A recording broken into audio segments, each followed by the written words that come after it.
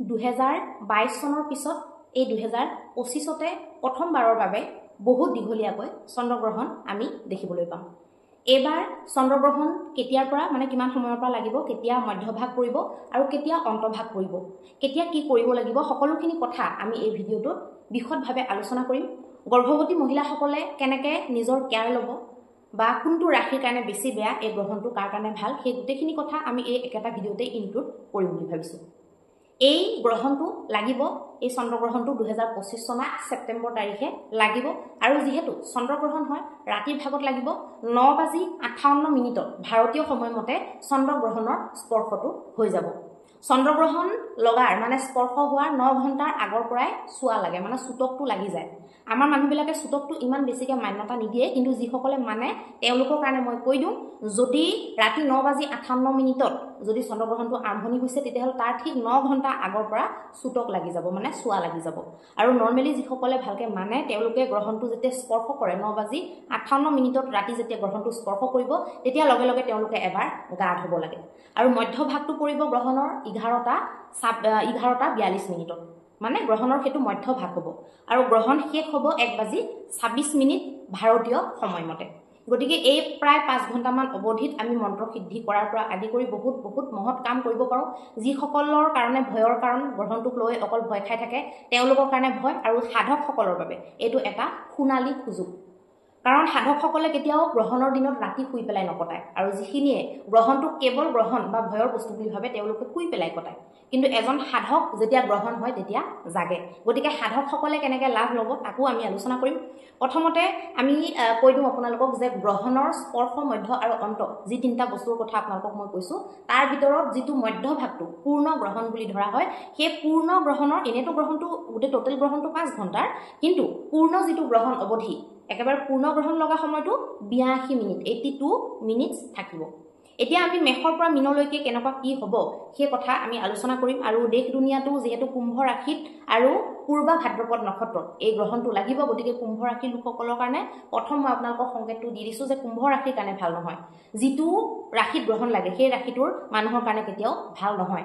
আৰু কুম্ভ ৰাশি যিহেতু জনসমূহ বা আমাৰ নেটৱৰ্কিং ব্যৱস্থা এইবিলাকৰ প্ৰতীক হয়, গতিকে এই গ্ৰহণটোৱে 7 দিনৰ ভিতৰলৈকে প্ৰভাৱ দিয়ে। আপোনালোকে হয়তো আগতেও যদি মোৰ ভিডিঅ' চাইছে আপোনালোকে জানে যিকোনো গ্ৰহণে 7 দিনৰ ভিতৰত কিবা নহয় কিবা প্ৰভাৱ দেখুৱাই দিয়ে। যদি ভাল প্ৰভাৱ দিবলৈ থাকে ভালটো দেখুৱাই দিয়ে, বেয়া দিবলৈ থাকিলেও বেয়াটো দেখুৱাই দিয়ে। গতিকে আমাৰ সমাজত বা আমাৰ ৰাজনীতিত নতুন পৰিৱৰ্তন আহিব পাৰে, বা কিবা কথাক যদি বাজেট বা কিবা কথাক লৈ যদি চিন্তা চৰ্চা যিটো চলি আছিলে সেইটো আকৌ সলাব পাৰে, নতুনকৈ কিবা কথাত বিচাৰ বিমৰ্শ কৰিব পাৰে। ৰাজনৈতিক ক্ষেত্ৰখনত কেনেকুৱা প্ৰভাৱ পৰিব সেইটো মই আচলতে আপোনালোকক কৈ আছোঁ।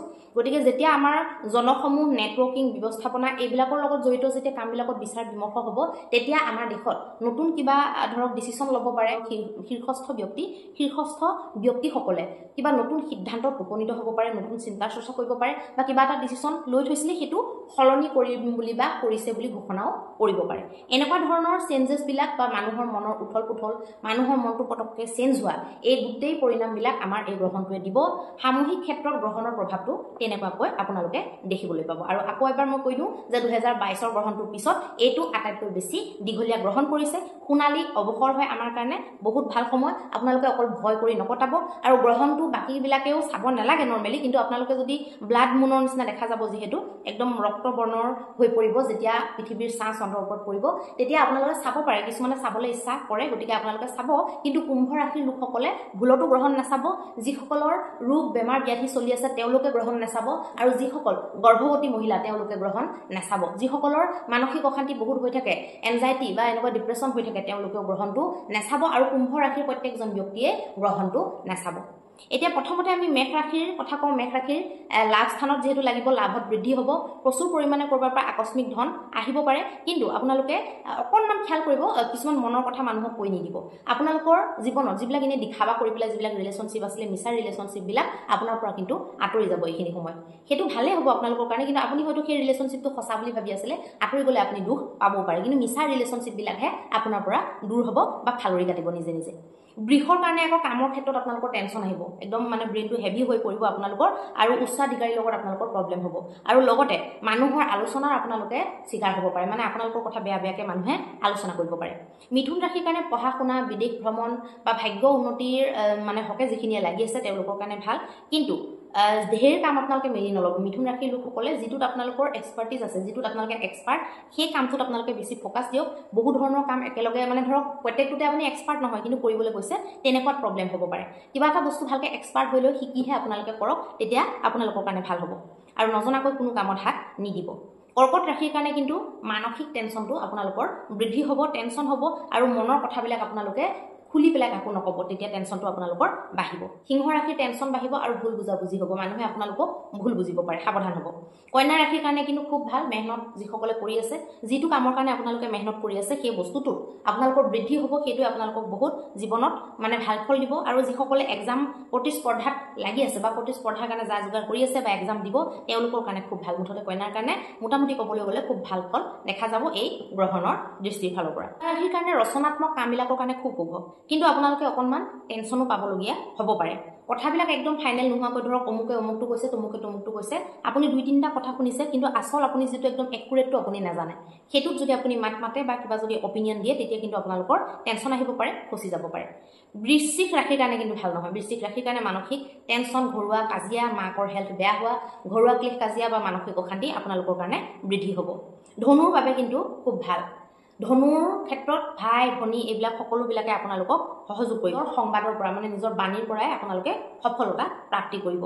সংবাদ মাধ্যমত যদি কোনোবাই কাম কৰি আছে, তেওঁলোকৰ কাৰণে সফলতাৰ যোগ দেখা গৈছে। মকৰ ৰাশিৰ কাৰণে খাদ্যৰ পৰা আপোনালোকৰ সমস্যা হ'ব, খাদ্যৰ ক্ষেত্ৰত অকণমান সাৱধানতা অৱলম্বন কৰিব লাগিব। পইচা আপোনালোকৰ যদি ফচি আছে বা আছিলে, তেতিয়াহ'লে আপোনালোকৰ ৰিকভাৰী হোৱাৰ সময়, আপোনালোকৰ এইটো ৰিকভাৰী হোৱাৰ সম্ভাৱনা আছে, কিন্তু পইচা আপোনালোকে অবাবত ব্যয় নকৰিব, সেইটোও আপোনালোকে চাব লাগিব, আৰু খাদ্য খাওঁতে সাৱধান হ'ব। কুম্ভ ৰাশিৰ কাৰণে ক'লোৱেই মই, কুম্ভ ৰাশিৰ কাৰণে বেয়া, আটাইতকৈ বেছি মানসিক অশান্তি, বহু ধৰণৰ নিগেটিভ এনাৰ্জি বা নিগেটিভ থটছ আপোনালোকৰ এক্টিভেট হ'ব, মানসিক সমস্যা আপোনালোকৰ বাঢ়িব কুম্ভ ৰাশিৰ কাৰণে। আৰু মীন ৰাশিৰ কাৰণে আপোনালোকৰ ধনৰো ব্যয় হ'ব, মানে অপব্যয় হ'ব, আৰু আপোনালোকৰ এনাৰ্জি, শাৰীৰিক এনাৰ্জিৰো অভাৱত ব্যয় হ'ব, বস্তুটো কামত আপোনালোকৰ নেখাটিব। কিন্তু খৰচ বৃদ্ধি হ'লেও কিছুমান ধৰক আপোনালোকে যদি দান দক্ষিণা বা তেনেকুৱা কামত লগায় কামবিলাক, তেতিয়া কিন্তু আপোনালোকৰ ভাল হ'ব।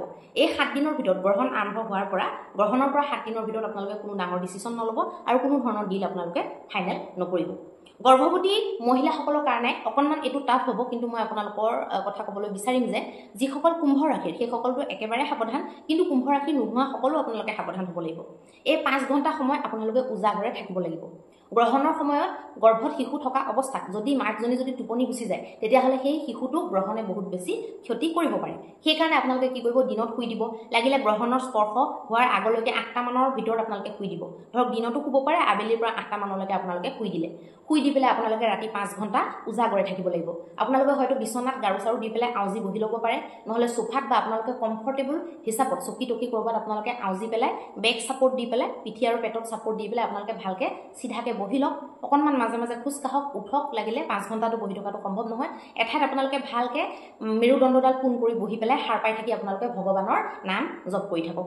ভগৱানৰ নাম আপোনালোকে কি ল'ব পাৰে, কৃষ্ণ কৃষ্ণ বুলিও কৈ থাকিব পাৰে, ওম নমো ভগৱতে বাসুদেৱায়, সেইটোও আপুনি ক'ব পাৰে, কৃষ্ণায় বাসুদেৱায় হৰয়ে পৰমাত্মনে প্ৰণতঃ ক্লেশ নাশায় গোবিন্দায় নমো নমঃ, এইটোও আপোনালোকে কৈ থাকিব পাৰে। ভুলতো কিন্তু নুশুব আপোনালোকে। যিসকলৰ 8মহীয়া গৰ্ভ, 8 মাহৰ আশে পাশে যিসকলৰ গৰ্ভ, তেওঁলোকতো বিশেষ সাৱধান, তেওঁলোকৰ কাৰণে এই গ্ৰহণটো বেছি ক্ষতিকাৰক হ'ব পাৰে। গতিকে আপোনালোকে গ্ৰহণৰ সময়খিনি যেনে তেনে 5 ঘণ্টা উজাগৰে থাকক। এইখিনি সময়ত কোনো ধৰণৰ বস্তু নাখাব, দৰৱ চৰৱ খাই মেলি আগতীয়াকৈ আপোনালোকে ৰেডি হৈ থাকিব, পানীও আপোনালোকে আগতীয়াকৈ খাই মেলি ৰেডি হৈ থাকিব, খাদ্য আগতীয়াকৈ খাই মেলি ৰেডি হৈ থাকিব। কোনো ধৰণৰ আপোনালোকে টোপনি যোৱা বা খাদ্য খোৱা, বেকাকৈ বহা, এনেকুৱা ধৰণৰ কাম নকৰিব। আৰু আপোনালোকে গা অকণমান বেয়া হ'লেও যেনে তেনে কষ্ট কৰি বহি দিব, দিনত শুই ল'ব। ভুলতো আপোনালোকে ৰাতি খোৱাটো নকৰিব এই গ্ৰহণৰ সময়খিনি। আৰু এতিয়া মই সাধকসকলৰ কাৰণে ক'বলৈ ওলাইছোঁ, যিকোনো মন্ত্ৰ, চাবৰ মন্ত্ৰ হওক, চাবৰ মন্ত্ৰটো আকৌ আপোনালোকে লিখিলে কামত নিদিয়া হৈ যায়, মুখে মুখে শুনি পেলাই আপোনালোকে যিকোনো যদি মুখে মুখে শুনা চাবৰ মন্ত্ৰ আছে, চাবৰ মন্ত্ৰ আপোনালোকে জপ কৰিব পাৰে। এই 5 ঘণ্টাৰ ভিতৰত যিমান ডাঙৰ হেভি মন্ত্ৰ হ'লেও আপোনালোকৰ সিদ্ধি হৈ যায়। আৰু এনেকুৱা মন্ত্ৰবিলাক ল'ব লাগে যিটো নেকি একেবাৰে নতুন নহয়, ধৰক আপোনালোকে আগতেও 1-2 বাৰ জপ কৰিছে, তেনেকুৱা মন্ত্ৰ হ'লে বেছি ভাল। বা আপোনালোকে যিকোনো চাবৰ মন্ত্ৰ বা যিকোনো লাইট মন্ত্ৰবিলাক আপোনালোকে একদম নতুন মন্ত্ৰও ল'ব পাৰে।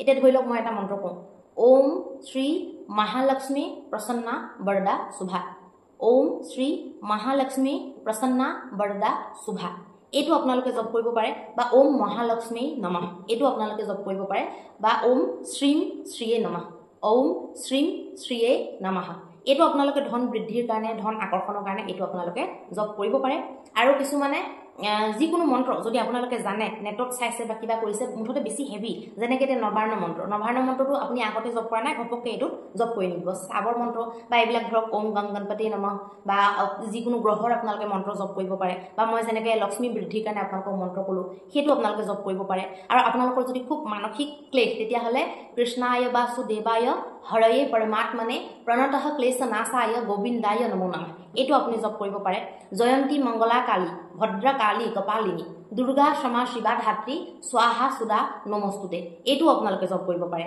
গতিকে এনেকুৱা বা ওম ऐं নমঃ ওম ऐं নমঃ এইটো সৰস্বতী মন্ত্ৰ সৰস্বতী বীজ মন্ত্ৰ যদি বিদ্যাত বাধা আহি আছে তেতিয়াহ'লে সৰস্বতী বীজ মন্ত্ৰটো আপোনালোকে জাগ্ৰত কৰি ল'ব পাৰে আৰু জয়ন্তী মংগলা কালীটোৱে শত্ৰু নাশ কৰা বা বিভিন্ন ধৰণৰ দুখৰ পৰা বচোৱা কামত আপোনালোকে মানে ইউজ কৰিব পাৰিব গতিকে যিকোনো মন্ত্ৰ মুঠতে হেভি মন্ত্ৰ যেনেকৈ ধৰক নবাৰ্ণ মন্ত্ৰ মহামৃত্যুঞ্জয় মন্ত্ৰ গায়ত্ৰী মন্ত্ৰ এইবিলাক আগতে যদি জপা নাই তেতিয়াহ'লে নতুনকৈ আৰম্ভণি নকৰিব বাকী গণেশৰ যিকোনো মন্ত্ৰ হৈ গ'ল লক্ষ্মীৰ যিকোনো মন্ত্ৰ হৈ গ'ল কুবেৰৰো আপোনালোকে এটা মন্ত্ৰ ল'ব পাৰে ওম শ্ৰী কুবেৰায় প্ৰসন্না বৰদা শুভা সেইটো আপোনালোকে জপ কৰিব পাৰে এইটো কুবেৰৰ মন্ত্ৰৰ লগতে আপোনালোকে আৰু এটা মন্ত্ৰ জপ কৰিব পাৰে ভূদেৱীৰ মন্ত্ৰ ওম শ্ৰী ভূদেৱীয়ে প্ৰসন্না বৰদা শুভা এইটো আপোনালোকে জপ কৰিব পাৰে ভূদেৱী মানে কি যি ধনটোক স্থিৰ কৰে বা ধনটোক উচিত ঠাইত খটুৱাত সহায় কৰে সেই লক্ষ্মীগৰাকীকে ভূদেৱী বুলি কয় যেনেকৈ ধৰক মাটি এটা কিনিলে মাটি এটুকুৰা কিনিলে পইচা কেছটো মহত্বটো বেলেগ মাটি টুকুৰা মহত্বটো বেলেগ মাটি টুকুৰাৰ পৰা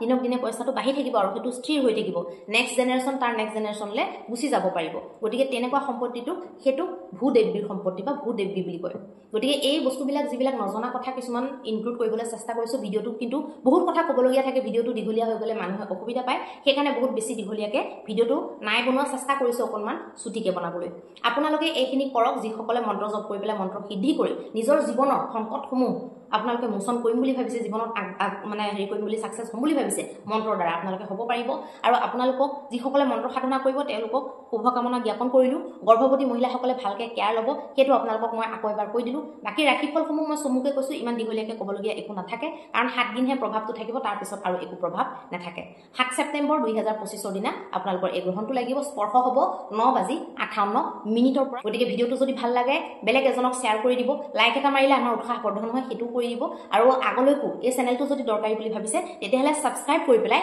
নটিফিকেশ্যন বেলটো অন কৰি থ'ব তেতিয়াহে আমাৰ যিকোনো ভিডিঅ' আপোনালোকলৈ নটিফিকেশ্যন যাব পাৰিব ধন্যবাদ